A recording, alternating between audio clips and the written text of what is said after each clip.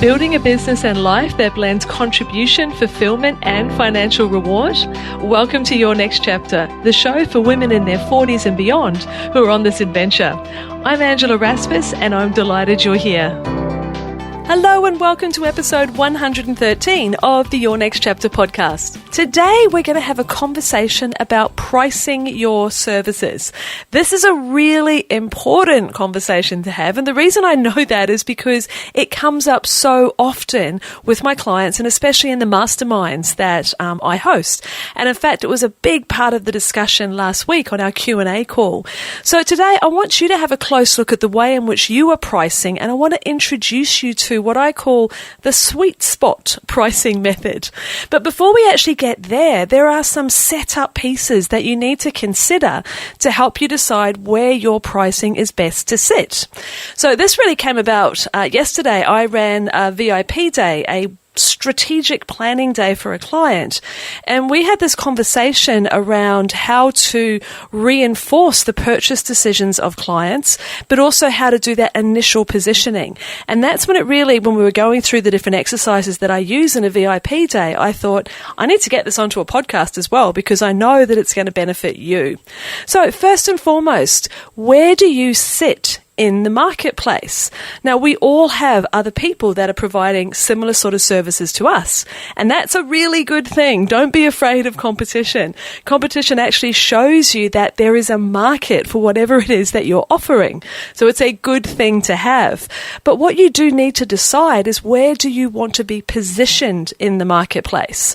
Are you going to be really, really accessible, middle market, high market? There's lots of different spots where you can sit. And the easiest way of tackling this is with what I call a simple positioning matrix. So I want you to imagine, and in fact I actually want you to do this exercise after the podcast, but for now imagine that there is a wee grid, a graph in front of you. On one axis, you have cost, like the investment point, the pricing of your services. And on the other axis, you have service itself, like the level of service that you are providing. And what you then do is you decide, where do those two spots intersect for you and perhaps some of the people or organizations that you see as also relating to your market need, to what it is that your clients want. And then start to put those little crosses and spots on this matrix so you can see where you sit relative to other offerings in the marketplace. And then you can actually make the decision, where do you want to sit? So the client I was working with yesterday, with the depth of experience and expertise and results that she had in the recruitment field, we were definitely positioning her at the high end of the matrix. So high service, high cost, high investment point. And we looked at all where her competitors were sitting at all different spots on the matrix, and then can make some decisions. If that is a position that we're wanting to have, then we need to make sure that everything that we do is congruent with that positioning. Even things as simple as your business cards, because some of us still use those. If you are looking for a high level positioning, then make sure you've got a really nice weighty feeling business card, 400 GSM paper, something like that, not something really flimsy. Okay, you think about, I remember when I first came to Australia way back in 1988, and I remember going to, I think it was Franklin's supermarket back then. Now, they were positioned as the bargain basement supermarket. And look, I was, 19 years old with not a lot of money in my back pocket at that stage. So that's why I was attracted to the brand. Now, the congruence that happened there is, when I was actually in the supermarket, the experience was, this is a bargain basement. There was boxes everywhere, very little staff. You had to pack your own stuff, etc., etc. So the positioning and the experience were completely congruent. One reinforced the other. So same with you. Think about your website. Think about the messaging. Think about the photographs. Everything to do with that helps with that positioning. And that is a first step towards pricing. Okay. Now, the next thing to consider before you're setting your pricing are your own financial goals. Now, this is really simple. I often talk about trifecta goals. So what is it that you want? What is it that you need to actually generate each year? So that's like the burn rate, to cover your expenses and also give you a little bit of money, because we do deserve financial reward for the value we create in the world. That's the want level, the need level. Then we go to the want level. So I've covered all my expenses, I've got a bit of money on the side, but now I actually want to lift that up. What's the financial figure that represents? And then go up to the third level, the desire level. If I generated this type of turnover and profit, I would feel awesome. So when you have an idea of what it is that you need, want, and desire to generate in your business, then you can start to work backwards. So if the figure is $50,000 for argument's sake, when you're looking at the particular products or services that you sell, how many of them do you need to actually deliver at the pricing point that you have to reach that goal? If you're looking at it and you're comparing it to your available time and going, oh my goodness, I'm going to have to work day and night, you're pretty sure that you need to change the service or possibly increase the pricing. But this is a really personal thing. So getting clear on what those goals are for you has to be the starting point. Okay. Now, the third piece here is your mindset. Now, we've all got different, levels of receivability is the way I like to look at it. Your capacity to receive for the value that you create in the world. And it's incredibly important not to make financial decisions for your potential clients based on a mindset that may be holding you back. Now, I don't have the space in this particular episode to go into the whole money mindset concept, but I certainly will have a look at that in a future episode. But for now, just have a little bit of an internal Google. What is your relationship like when it comes to money? And do you need to do a little bit of work on it? If you do, one of the pieces that is extremely helpful that you've heard me mention in previous episodes is having a fabulous file. That file that actually demonstrates to you the evidence of the value that you're creating in the world and the difference that it makes for your clients. That can certainly help you open up to a new level of receiving. Okay. The fourth piece to look at is the offer staircase that you have. Now, that means the different levels of services that you are making available to your world, to your clients. And you normally start right down at the free level in terms of the goodness you put into the world as a podcast or blogs or resources, etc. But then there is more steps up that ladder. Now, your pricing structure will increase as your steps go up in that offer staircase. And it's really an increase in cost in terms of someone's experience with you is usually related to either the specialty of the service, i.e. an orthodontist charges more than a dentist. Okay, the specialty of service. A professional, say a gynecologist, charges more than a GP. So it's that specialty of service. But there's also the access to you, which is usually what helps to determine this when we're in the type of businesses that you and I have. So, for example, somebody that does personal mentoring with me, has my private email address, comes and works with me face-to-face, and is with me for a longer period of time, naturally the investment at that level is very different to someone who has, say, a one-off strategy call. Okay, so it is the access to you which helps determine that price point as well. Not how long it takes someone to complete a program, but their access and the specialty. Okay, so those are 4 things to be thinking about when you're thinking about how your pricing sits. Now, there's some more steps I want you to take as well. This is about the setup, some things that you need to know and to develop to be able to set your pricing. Now, the first of these is really what I call your value proposition. Now, a value proposition is the tangible value that your business provides to your clients. It separates you from your competitors and it adds value to your customer. And there's 3 levels here. Your value proposition needs to resonate, differentiate, and validate. Now, let me explain. Resonate is where people hear it and go, that's exactly what I'm stuck on. That's exactly what I need. And this is where when you narrow your focus, the chances of it resonating when someone hears your marketing message is greatly increased. So the woman that I was working with yesterday had a specific focus on recruitment for the aged care industry. Now, there's many different ways of recruiting, obviously many industries, but she only wants to be heard, seen and understood by people that are in that particular sector. So that's an example of resonating by narrowing your audience. Obviously, then you've got to talk about the things that are important to them, and I'll speak about that in a moment. But first of all, resonate. Have your clients recognize, that's for me, I have that problem, or I have that need. Okay. Differentiate is where you can show how what you have to offer the market is different. Okay, and this is really, to be honest, very easy for you to do because no one has your take, your experience, your perspective. So the differentiation piece is something that is usually easy to find. Sometimes not so easy to find it yourself because seeing the spot that you're standing on is tricky, but someone outside of yourself, like a mentor or a coach, absolutely, but also friends can help you understand what is the value that you bring to the world. You can also find this by doing a bit of an audit of your testimonials and your feedback. You'll find that themes are coming through, common themes that people are saying that you helped me do this, this, and this. So one of the exercises you can do here is literally grab your testimonials, grab a highlighter, and start going through and highlighting what people are saying and finding those specific themes. Okay. Now, the third piece is the validation, which is an extension of those testimonials. It's the ability for you to be able to demonstrate through social proof that the result that you say that you can provide is actually what is happening with your clients. So again, case studies, testimonials and feedback, video, written, audio, there's many different ways in which you can display these, but they give proof that you can deliver what you are claiming. Okay, so I said that about the resonation piece.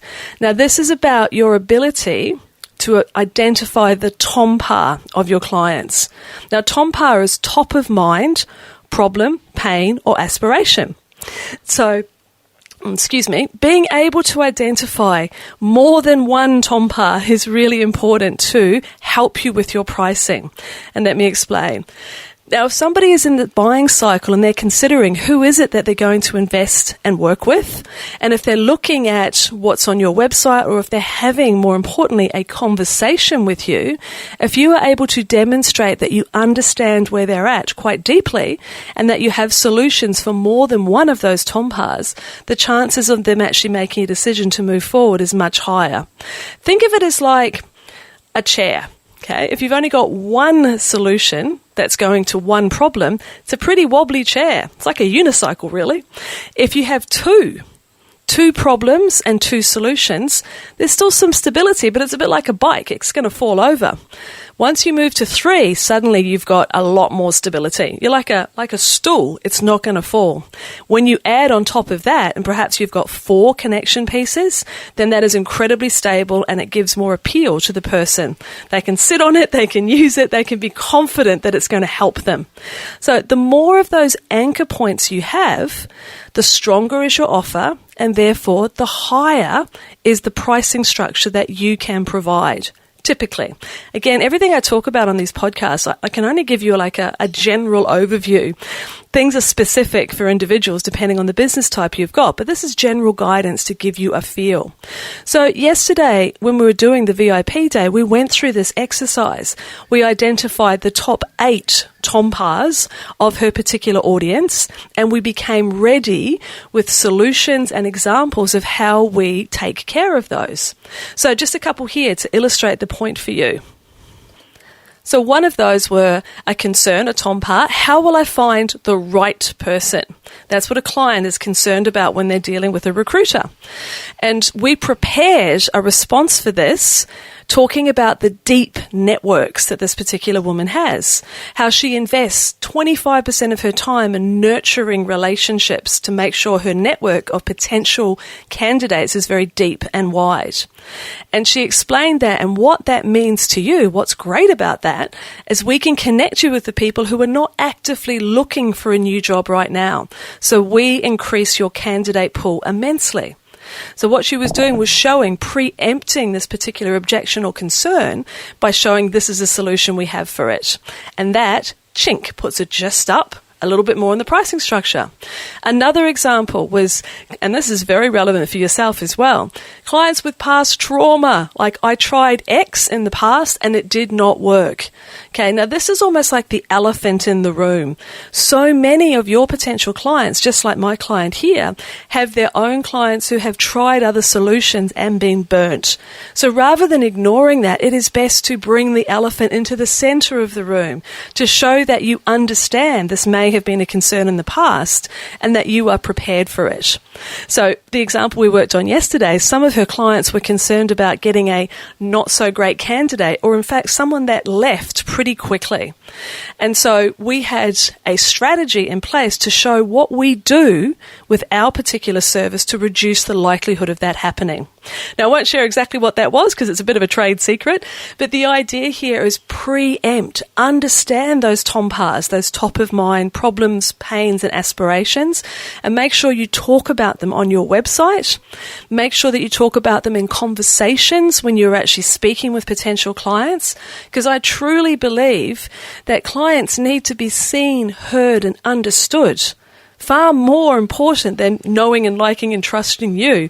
That'll come naturally later, but first and foremost, really demonstrating that you understand what is happening with them, what their concerns are, and how you can solve it. Being able to make that match will certainly increase the ability for your pricing structure to change.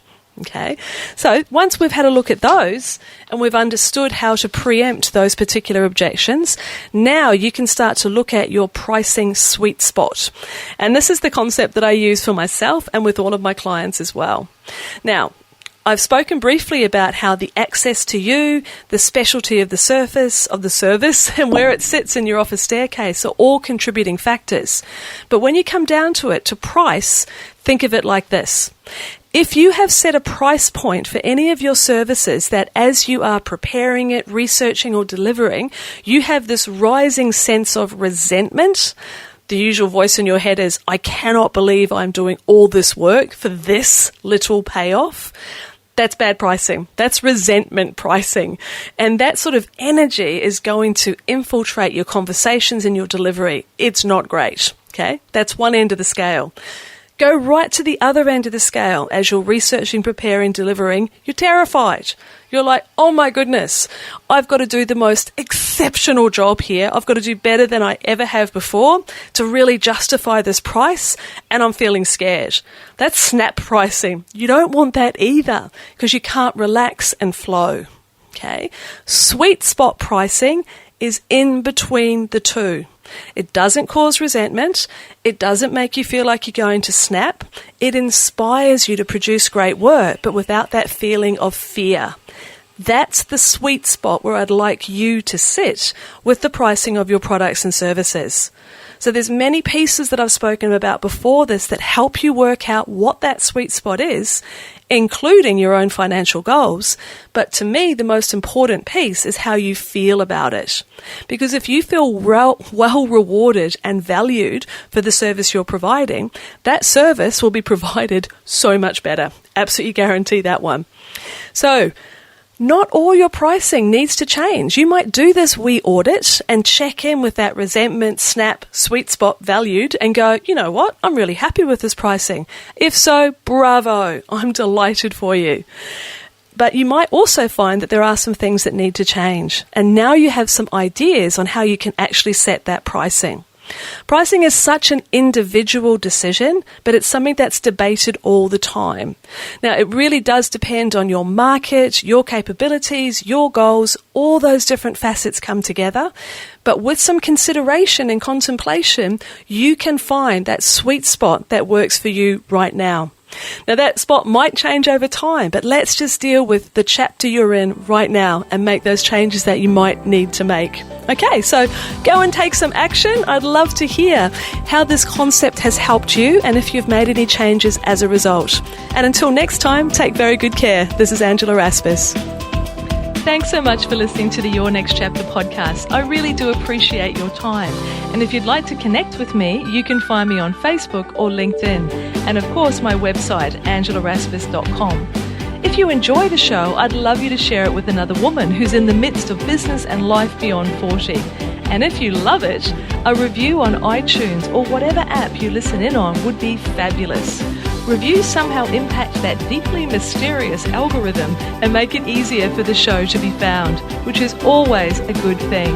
So thanks again, and until next time, take care.